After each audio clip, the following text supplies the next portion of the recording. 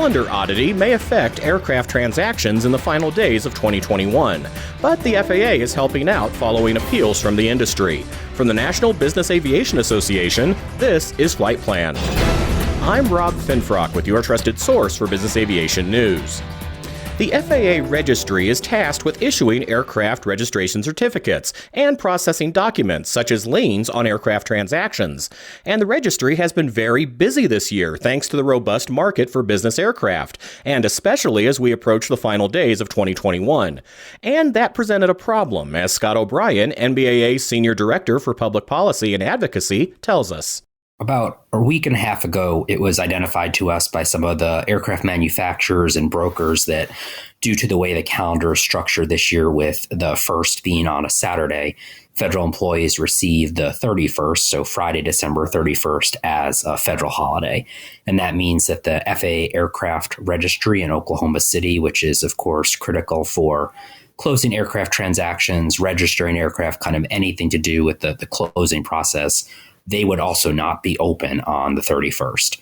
And just with the unprecedented demand for aircraft this year that we're seeing, the supply chain challenges that some OEMs are facing, folks are going to need every day of the calendar year to close transactions. And with the value of business aircraft, as you can imagine, not being able to just do a few transactions that you are planning to do can have a significant impact on an aircraft manufacturer. So when this was identified to us, we quickly started working with the General Aviation Manufacturers Association, GAMA, on a coordinated outreach along with the aircraft brokers and some of the attorneys in Oklahoma City to really raise this issue to FAA so they understood the gravity of the situation from a financial perspective, and also understanding that many general aviation aircraft are made here in the United States. So this is a really critical jobs issue as well, because we want the manufacturers to be doing all the deliveries they can in 2021.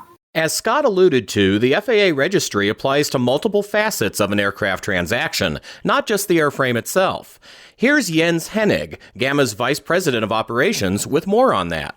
We obviously rely on the FAA Aircraft Registry for a number of different things. They've served as an essential function for aircraft manufacturing, but also tracking the parts. So their role cannot be overstated. What we're seeing here this year with the January 1 federal holiday being observed on New Year's Eve, it only happens once in a blue moon. Looking back at your calendars, last time it was 11 years ago.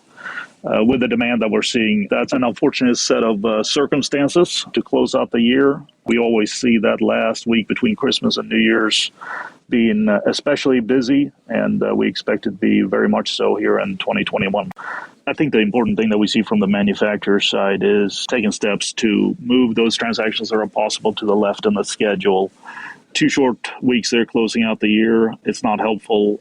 We know the interest areas of the customers to have an aircraft with them before the new year wraps up for tax planning purposes, and we fully appreciate that. From our side, an additional compounding challenge just to that year-end number is the overall strain that we've seen on the supply chain. We have manufacturers that have several dozen aircraft slated for delivery there during the last week of December, and they're obviously trying to squeeze that in, make sure they meet customer needs before we ring in the new year. So, Scott, what was the FAA's response when NBAA and GAMA reached out to the agency? So when we raised that issue, we went to FAA with a number of considerations of reasonable ways they could mitigate the situation, understanding that, these are dedicated federal employees that, of course, need a holiday as well. So we want to be sensitive to that while also understanding just the greater business concerns here as well. So we raised those concerns to FAA, and over the past week and a half, we've been going back and forth with them and got some very positive news as to what the next couple weeks will hold for transactions. So we had 2 primary asks of the FAA leadership. And the first was that on December 30th, as that's the day before a holiday, sometimes, as is the case in many offices, employees are allowed to go home early that day. So we did make the request that the FAA Registry keep its full hours till 3:30 p.m. on the 30th. Then our second request was that they provide some staffing, even if it's a reduced level of staffing, on December 31st, so that folks can access the public documents room and that FAA can file stamp documents that are related to the transaction that come in on December 31st, understanding that we're not asking for a full opening of the registry, but we are asking for a process where documents can be filed on December 31st. Of course, the obvious thing here is that if possible, the best advice is to try to move your transaction earlier so you're not pushed up against the 30th and the 31st. But what we heard back from the FAA is that they will remain open the full hours on the 30th, and they will provide us this resource in the public documents room to receive documents, filings, things like that on the 31st if necessary. So these are really two, I think, significant victories for the industry. This is just an example of where the general aviation community proactively identified a problem. We worked together across our associations and went to FAA with a really well-coordinated strategy of what we were asking for. We also communicated this issue out to our members and the trade press. And, within a pretty short amount of time, FAA officials came back to us and understood what we were talking about while being, sensitive to their needs of their employees. Were able to make some accommodations, which we really appreciate and think that will help us close out the end of the year strong. We'll be back in just a moment with valuable perspectives from an attorney who's quite familiar with the intricacies of aircraft transactions. But first, this message from NBAA. NBAA Flight Plan listeners, the latest digital edition of your magazine is ready. Just visit nbaa.org/insider and all the latest intel will be in your hands. We're back now with our discussion about the upcoming holiday schedule for the FAA's registration database. I'm pleased to welcome now Scott McCreary, aviation group leader for the law firm of McAfee and Taft. Scott, you know as well as anyone how busy this time of year often is for processing aircraft transactions, and that's doubly true now given the incredible demand we've seen for business aircraft throughout 2021. I'd imagine having a bit of extra breathing room from the FAA is welcome news for you and your team.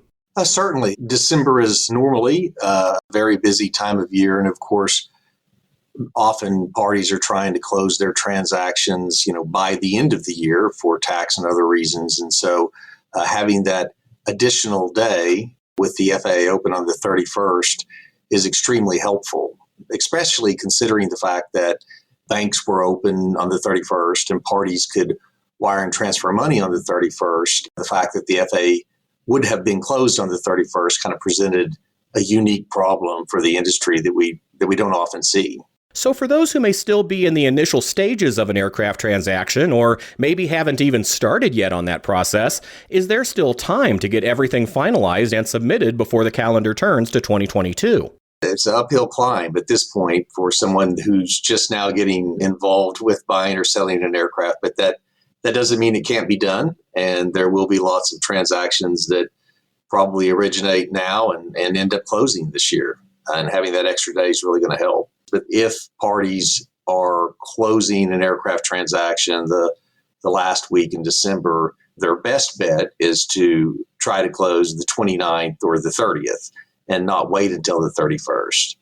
But if they're closing on the 31st or for some reason they have to close on the 31st, the FAA has now provided an opportunity for us to be able to take documents that are in relation to an ownership transfer. We're able to take those out to the FAA Public Documents Room and submit them in the filing bin at the FAA during normal working hours. Will the FAA Registry be handling any more complex documentation on those days, Scott? What the FAA has allowed us to do, again, is to have limited access to the Public Documents Room for purposes of submitting documents in the filing bin out at the FAA.